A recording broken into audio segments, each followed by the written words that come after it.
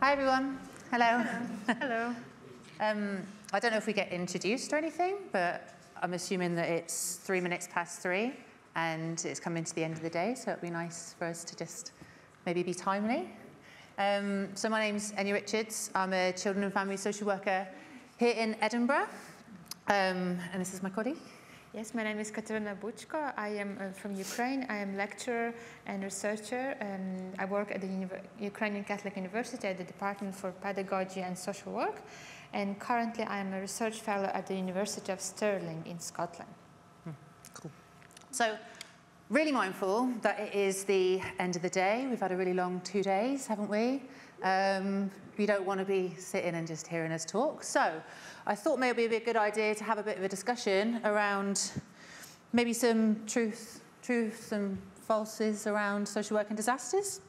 So we're going to talk to you about today. Make it a little bit of fun because it is a bit of a maybe kind of morbid conversation at times. So first is first. Social workers are Category 1 responders under the Civil Contingencies Act 2004, Scotland Regulations 2005. I am now a social worker in Scotland and not just England.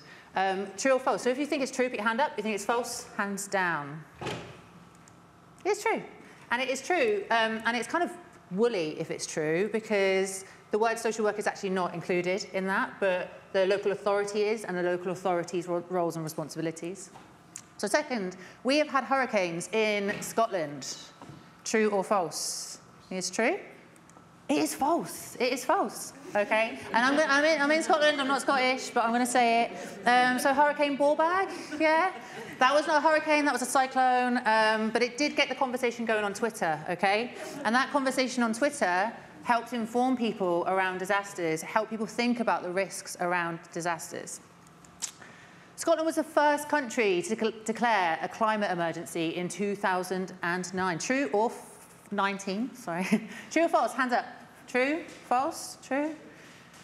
It's true. Whee! Go on, Scotland. Everyone else followed afterwards. We love Scotland. Oh, the UK has offered protection to 3,841 climate refugees who sought asylum in 2022. True or false? Hands up if you think it's true, hands up if you think it's false. False. It is false, and the reason why it's false is that you cannot be a climate refugee. So underneath the UN Climate Convention, Refugee Convention, you cannot claim asylum for climate impact, okay? But however, in 2023, there were 4,600 internally displaced people in the UK due to disasters, mainly environmental disasters, so flooding, fires, etc., etc. Is that true or false? True? Hands up? It's true. Da, da, da. So do we need to have a conversation maybe about changing this one before? I don't know. That's a bit of a big question. And there has been, I suppose, in 2018, there was a discussion around, you know, if you need to flee due to war because of environmental factors, but not due to. And we've heard a lot over the last couple of days around migration and the need for that. And I think we need to have these conversations. It's very important. So, kind of social work in the UK, my perspective and why I am talking to you today.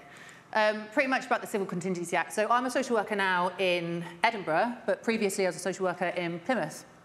And in Plymouth, we had, I'll get onto it a little bit later on, but I'll go back for now. A horrendous disaster where there was a shooting. I don't know if people know about it or not, but that was 20 minutes walk away from my house where I lived. I was a social worker at the time. And we, underneath our duty of the Civil Contingency Act, had a responsibility to respond. And that wasn't just social workers, that was our colleagues, that was our family support workers, that was our youth workers, that was our whole team. And when we think about our transferable skills as social workers, the things that I personally did within those moments, was the immediate response with the families and the children that I work on. I'm a children and family social worker, the children and families that I work on in the community. But secondary to that, you know, the immediate response we have, but then afterwards, the recovery, the work that we do after that, thinking around the community development. So in Plymouth, there were the Keam Sparks funding. We got a lot of funding, thankfully, from the Department of Justice to support around victims to support the aftermath of the Plymouth shooting, but also for the community, so community development. We looked at how we can fund people within the community to build their own initiatives, so give that back to the community, community-led recovery from the disaster, and that is still ongoing. There's a paper, actually, it's been spoken about in Plymouth University today. I should really do justice in letting you know the actual names of the academics, because that's always kind, isn't it? So in Plymouth University, there's a paper that's a kind of long-standing study over the last, when the incident happened 3 years later. The incident happened in 2021, 3 years later. And it's done by Caroline Watson, Dr. Kate McBride, Professor Zoe James, and Dr. Daniel Gilling of University of Plymouth School of Society and Culture. And one of the things that they talked about is actually people in Keam and the surrounding areas in Plymouth really felt like the support that was put in place for them has supported them. They felt that that was good. They felt that they'd been included. They felt that they had participation. And that is really important for people who are experiencing disasters. One of the key things around social work and disasters is that people who experience disasters, I shouldn't be speaking about any disaster that is not a disaster of mine or I have relation to. I should have the consent of the people that I'm speaking about disasters before I speak about them. Very, very key point of disasters. And the people of Plymouth within this study feel like they were heard, they feel like they were supported, and that is so important. And I think that is lessons that we can move forward from.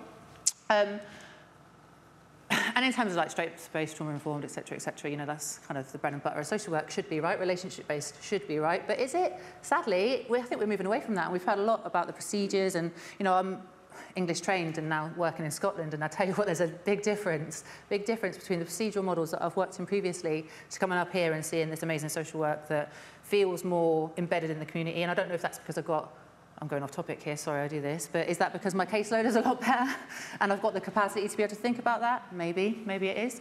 So thinking about, like I just said, I should only really talk about things that I have a connection with. Obviously, I don't have a connection with Grenfell Tower and the Manchester Inn bombing, but I do have a connection with how that inspired me to get into the role of social work within disasters. I was a student at the time. I was getting involved in BASW, always have been. I was part of the student and newly qualified social work group. And at the time when this happened, the role of social work was really woolly. We didn't know what our role was. And if we work with people and their families and we don't know what our role is, we can't build a trusting relationship, because we're like running around like a headless chicken and they're like, I can't trust you. Like, how are you going to help me? I can't trust you. So we needed to understand what our role was, and then that's where the special interest group around social work and disasters kind of came from within BASW. And I'm a member of that. I was part of that when I was a student. Obviously, I've got a morbid interest in disasters. Don't know why. And actually from that came the continued professional development, and then that's been rolled out into a free program. Please, everyone, access it. It's on the BASW website. It's in English legislation. It should be maybe looked at to move that into like a Scottish and Welsh context as well, Northern Irish context as well. I'm sure that'll be a plan in the future. COVID-19, we all practiced in COVID-19. We were students, lecturers, frontline practitioners, getting asked to come back into the profession because we're short on the ground, or just living it. We were all involved in COVID-19. That is a disaster that we all had to adapt to. And it shows that we can adapt. I've spoken about my experience in the Plymouth shooting. And then thinking about Storm Babette. So I was in Scotland in Storm Babette. I wasn't a part of it. You know, I'm living on this nice little belt. Like, it doesn't really happen on this belt, but stuff happens up north. And actually, I had this conversation in a recent conference, Pride in Practice, Scottish conference, wonderful, really great, run by BASW and Pride in Practice crew. And someone that I spoke to in the workshop afterwards was actually a practitioner that was involved in that. And she spoke about the basics that we need to provide, and who is ready to pull that together, and do we have the capacity? We need to link in with supermarkets, everyone else, to bring that in, and that's really important. And one of the things that we were trying to organise in SPEDI, the special interest groups around disasters and emergencies and social work's role in that, is having a kind of directory of social workers who want to be involved in this, because I'm mindful that not everyone is as morbid as I am, and they might not be into it. They might not want to work in this, and not every social worker has to, and that is very important, but some might want to. And when things like this happen in and around your area, can you be pulled in? Can you be called on? can you involve yourself within this? And I think that's really important. And kind of lastly, to think about the kind of context in the UK, like our present, like what is happening for us right now in this country. Storm Babette, 50 days of rain. What is that all about? Like summer, let's have it. But that's going to impact on our food security. You know, our fields are getting flooded. With Brexit, like we can't get the food in now, can we? So what happens when we can't grow the food, but we can't import the food? How are we going to manage that? Is that going to rise the cost of living? Is that going to impact on the people that we come alongside who are experiencing poverty? So that doesn't mean that social work in disasters is this huge, massive thing above our heads. It's actually the on-the-ground social work that we do day to day, but we need to reframe that and we need to think about that. And I think that's really important because I think sometimes people think like, this is not social work, but it is. But this isn't just about social work in the UK. It's also about my colleague here today as well, and the perspective from the UK.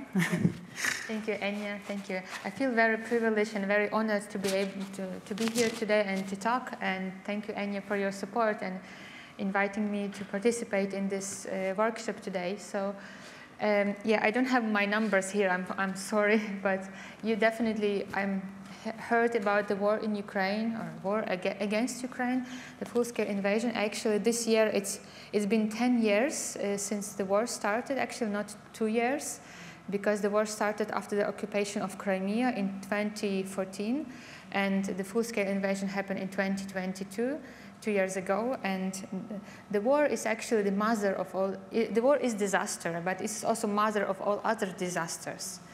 I would say. And what is war about? War is all about the losses, yes? And the current war, which is quite ongoing, is one of the most well-documented wars since the World War II. And you can easily Google and you will find tons of information and different kinds of information about the war. And maybe I would share a little bit about my own experience, because the first 6 months of war I've been in Ukraine, and I've been working with internally displaced people with my colleagues from my department. We've been working and organizing shelters, temporary shelters, and there are around 3.7 million internally displaced people in Ukraine, and almost 10 million are Ukrainian refugees abroad. So this is the losses. Almost 1/3 of Ukrainian population is displaced.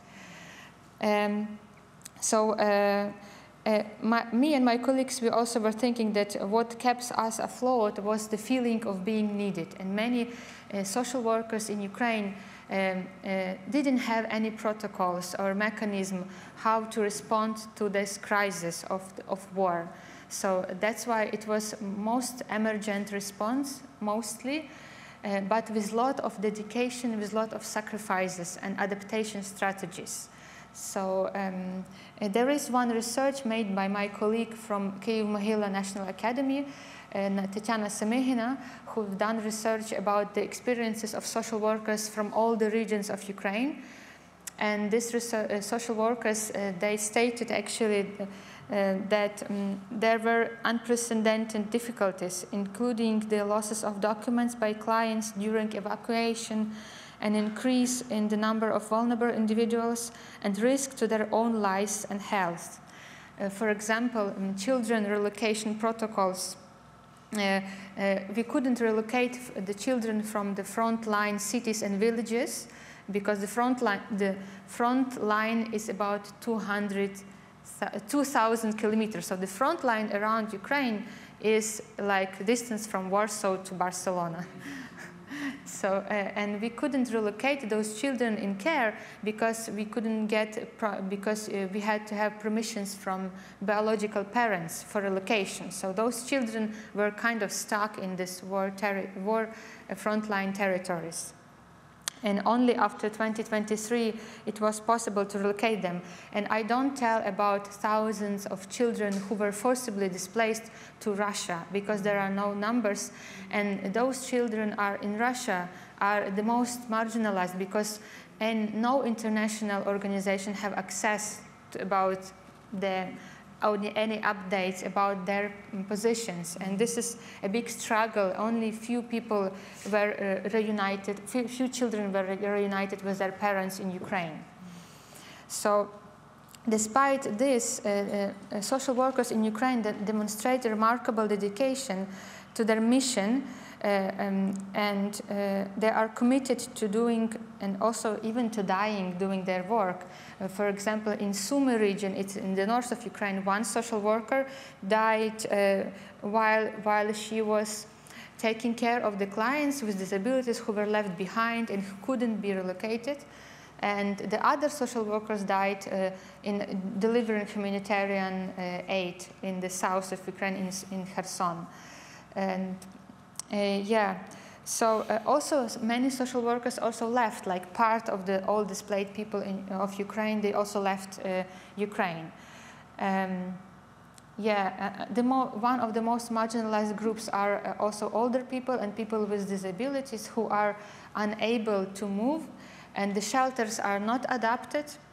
There are still some shelters for temporarily displaced persons in Ukraine, but they are not adapted to the people with disabilities needs. So now, just to finish, so the future prospects are, it's very important for social workers to have these protocols, how to respond to the war conditions and how to have, what is the right course of action in this case. But also to have the importance of international cooperation and experience exchange, and the role of technology of supporting effective social work. So one of the recommendations is also training in self-help and self-recovery techniques, because they are still struggling, because they are experiencing the same as the whole population is now experiencing, traumas and lots of sirens and shellings which are going on.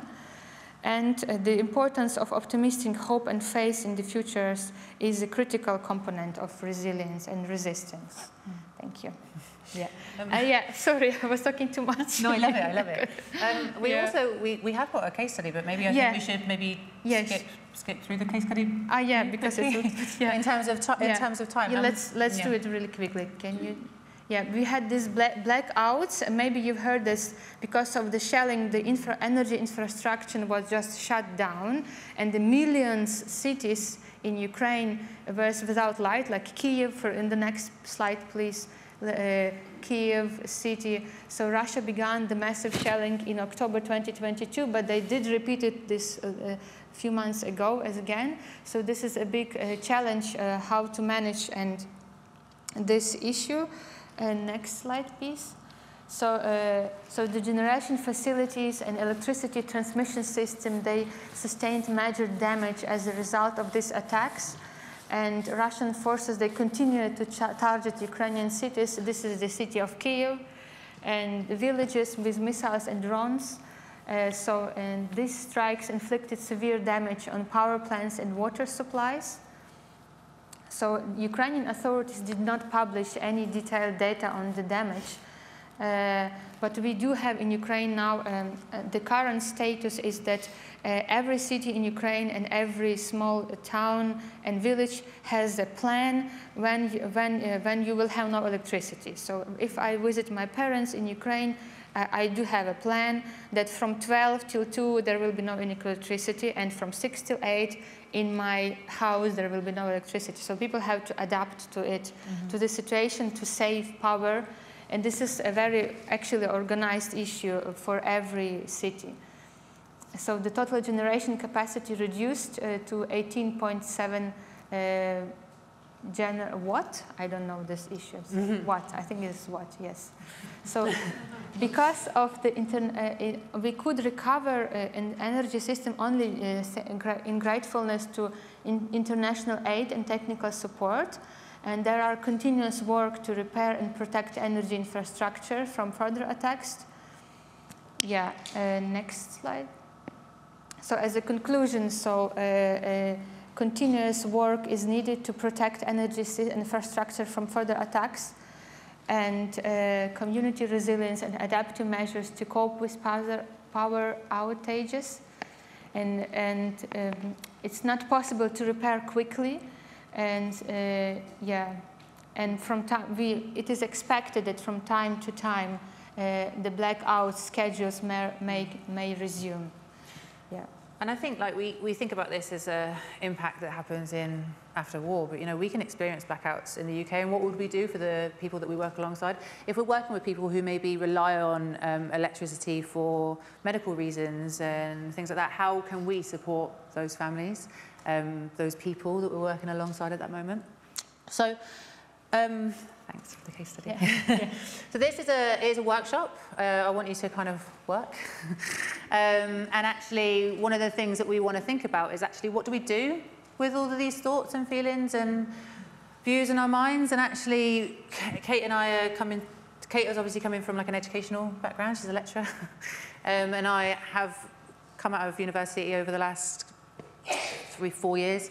And I was never taught anything to do with social work's role in disasters, the environment. I actually had a wonderful lecturer, actually, Andy Whiteford, a credible lecturer. He actually taught me a lot about environmental social work, so I was blessed. But not everyone has that. And I think what we need to do is have this conversation to see how this could be embedded or discussed around in our education, because we are in a climate emergency. These floods, these fires are going to get more often, and we are key responders. We have a duty to respond.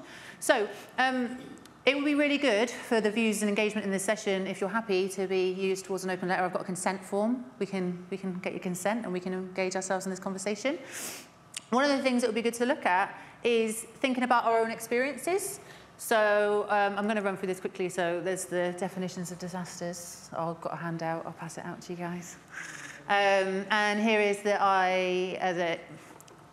International Association of Schools of Social Work, so about our education.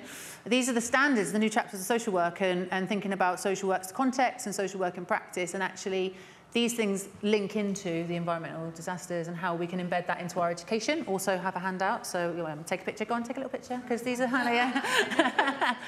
and these are kind of the starting points that I think would be really good to think about. So I've got some flip chart, obviously, love a bit of flip chart. It'd be really good maybe if we could get ourselves into a few groups. I'm trying to think about time because we're chatting away. Get ourselves into break up into maybe a couple of groups, and just think about these questions. You don't have to start from the top, you don't have to start from the bottom, you don't have to cover them all. If you think there's a question on there that you think needs to be heard, because this is participatory, I don't know if anyone, participatory action research is about doing something together. There's no hierarchy. When we come to think about writing a letter, I want you guys to be included in that. Like, come and have another session online, probably, because we're all not going to have the opportunity to be in the same room with each other. But let's do this together. And what do you even want? Do you even want a letter? I do. Do you? Like, it's not about me. So if you think something isn't covered here, stick it on the sticky note, stick it on the board. It'll be really good. Guys who are online, in a minute, I'm going to stop speaking to the room and just speak to you guys. I can use the iPad and we can have these conversations together.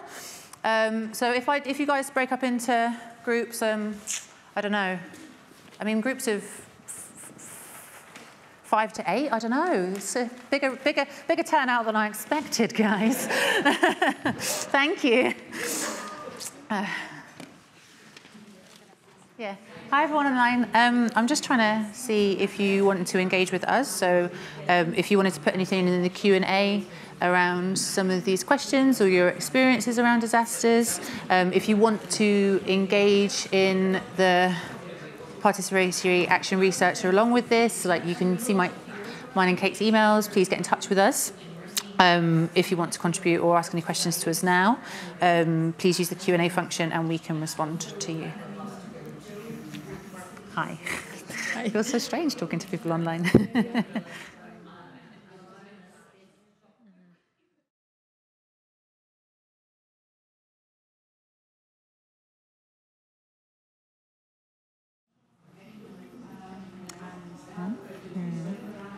Thanks everyone for there's some comments in the chats actually, and one of the points here is wanting to have our email addresses. The last slide that we can put up today will have our email addresses on.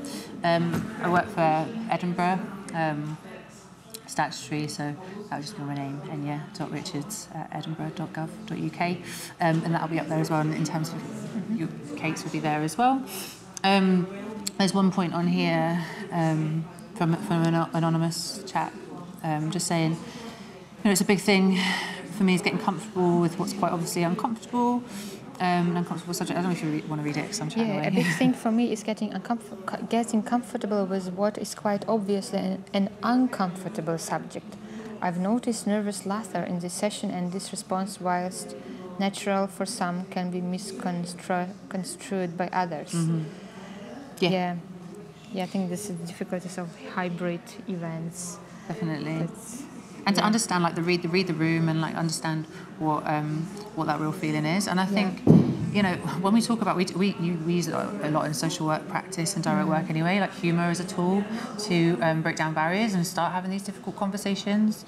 And I think also one of the best things I think about social work is that social workers have, you know, some of the thing that keeps me going as a social worker is the humour that I have in the office. And I know maybe that should never leave a social work office, but it's what keeps us going, because we deal with really difficult topics, and this is a really difficult topic within a really difficult profession. So I think humour it can break down those barriers and stuff. It's a relief, definitely. 100%. And in terms of, there's another anonymous discussion here. I was involved in response following the Manchester Arena bombing. So, wow, it would be great if you want, you can write more about it and share with us. Yeah, I can understand your feelings, because if you think about it now, maybe it's as it was yesterday, and there are many emotions connected to the disaster responses, and these emotions have to be out there, and it's good. Thank you for sharing with us this. Yeah, and I think as well, if your experiences of that, how can that support us to maybe change education? You know, we're not going to do, we didn't speak about this to the big room actually, but this isn't going to be a session that we're just doing in the UK in the Pride and Practice conference and the conference today. Actually, we're going to be speaking to colleagues in Ukraine and thinking about actually Ukrainian perspective and thinking about this as a global discussion, and actually wanting to look at education development across social work as a whole, hopefully. And actually, could your views really support the development of change? What would have worked better for you? Like, what was great? Like, we always think about, like, we want to think about the strengths, like what really worked for you, what was the wonderful thing within those moments, if you could find one. There's another one just now here. Yeah, BASW should and must argue the case with UK government that public sector prepare for disaster, conflict and war. We are at war in Europe now, and it will not disappear. Yes, I totally agree with you, and this is actually one of our aims as well with this research, to be prepared, yes, to be good prepared, and to have all, to have now what Ukraine didn't have when the war started. Yeah. And actually, it says also about seriousness. If we have been taking seriously the situation with occupation of Crimea, of prolonged war on the last 10 years, then it wouldn't be so bad now. Yes, so I definitely agree that we should take things serious and prepare for this. Yeah. And I suppose actually, if we think about the stuff that John, I always forget what John's name is, who is in the Social Work Union.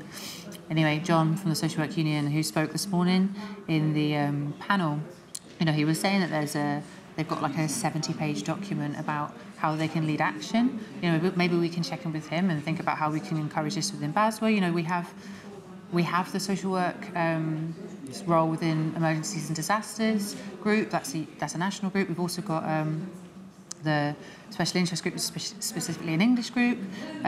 You know, get involved in that. If you're a BASW member, like, contact them, see if you can get involved, see how you can make a change, because, you know, it's about engaging ourselves in those discussions, because BASW does have the power to be able to support and change that. We've got another question just come through now as well. Yeah, there is a Ukrainian Solidarity Group meeting this evening with International Association of Social Workers colleagues. That's true, yes, it is happening. It's maybe there have been almost 50 such solidarity group meetings for now, and I've been participating in this meeting as well. And this is, please join this if you can, Jane, and this would be great. Yeah, I can see my colleague Kateryna Buchko from Kyiv Academy presented at the European Conference for Social Work Research in April. That's wonderful. Yes, so please do get in touch with Ukrainian academics and social workers. And this will be a really good opportunity for you to get insights and to help, to support, learn, exchange, and experiences. Yeah. Thank you so much for this comment, Jane. Yeah. Guys, we're going to have to go back into the main room now, and we're going to have to kind of wrap up. We've got 5 more minutes, so it'd be nice to maybe hear about what the discussions groups have kind of pulled together, and then, like we said, get our emails at the end. It's on the last slide, and really get in touch with us, because this is about from the bottom up. You know, there should be no hierarchy. Everyone should be involved in this. It's our profession. It's our education. What do we want from it? So yeah, please get in touch with us, see what you want to do, and be a part of this if you want to. You don't have to do anything you don't want to do. Yeah, so we're going to have to go back to the main group now. Thank you, though. Thank you. Thank you. That's not fair.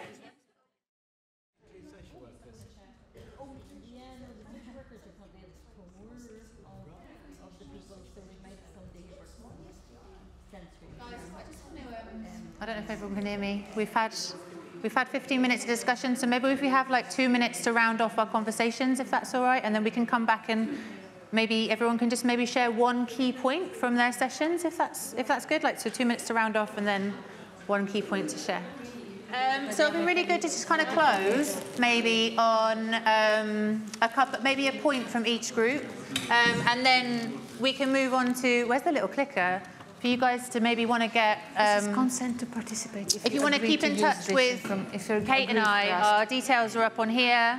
Also, Kate's got a consent form as well, so if you wanted to be involved or you're happy for your information that you've written down, I mean, please sign the consent form, because I'd like to use it. But can sign the consent form, get in touch with us, keep this conversation going.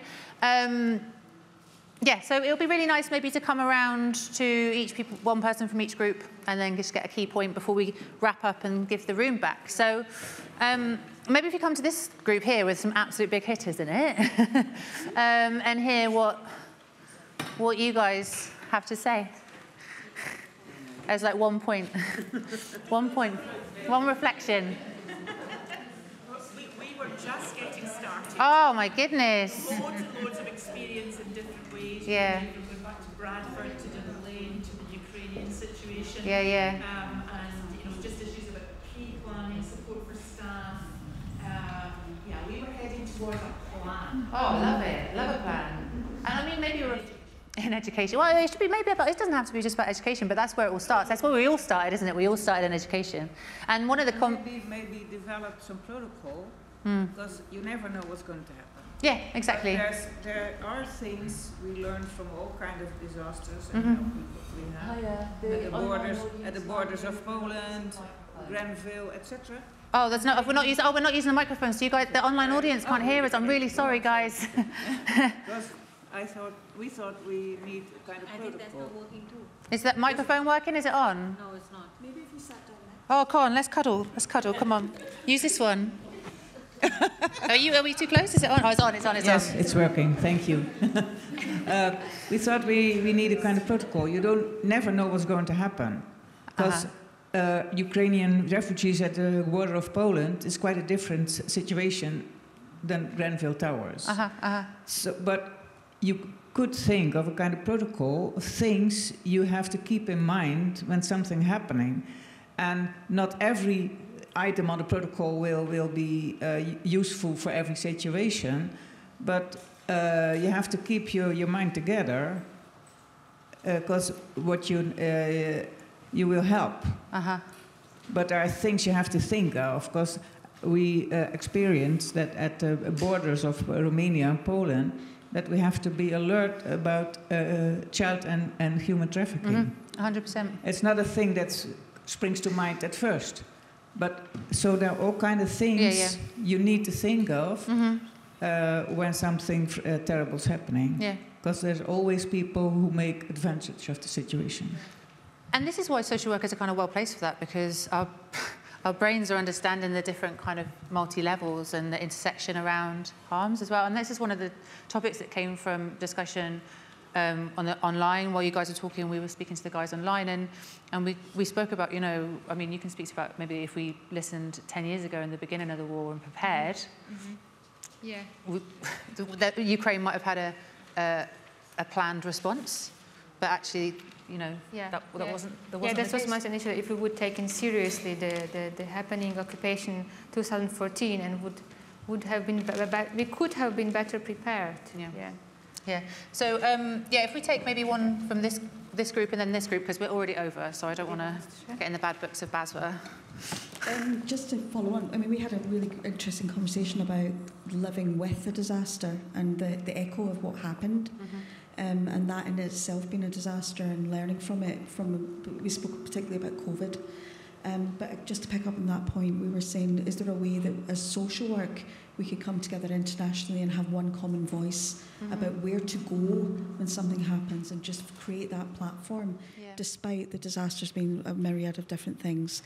Things like animals during disasters. Do we even talk about that at all?